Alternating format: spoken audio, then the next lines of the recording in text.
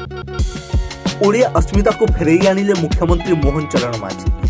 छबिला वर्णबोधर हटाई देले बिलेई चित्र, किंतु काहे बिलेई जगह हरिण रखिबार कारण कौन? वर्णबोधर नुआ शोभन संस्करण को लोकार्पण करछन्ते मुख्यमंत्री मोहन माझी। तेबे नुआ संस्करण वर्णबोधर प्रथम पृष्ठरे चित्रण होइतबा हरिण चित्र को नै मुख्यमंत्री स्पष्ट करिसंति कि वर्णबोधर बिलेई आसिया पूर्वरु हरिण थिला। 1901 मसीह एक अणारे वर्णबोध लिखा जाइथिला एवं सेथिरे हरिण चित्र थिला। बहिर प्रथम पृष्ठा को स्वतंत्र दिया जाइछि, एथिरे कोनोसी नुआ नाही। ओडिया अस्मिता रखा जाइछि, पुणी पुराना अवस्था को आमे फेरिछंती। छबिला मधु वर्णबोधरे मधु थिले, किंतु एथिरे मधु नाहांती। एथिरे ओडिया अस्मिता को प्राथमिकता दिया जाइछि। आगको जीवा बदले रे आमे 1901 को फेरिछु। एथिरे भी सरलता और बोधगम्यता रहिछि। 124 वर्ष पर मध्य एहार विकल्प नाही।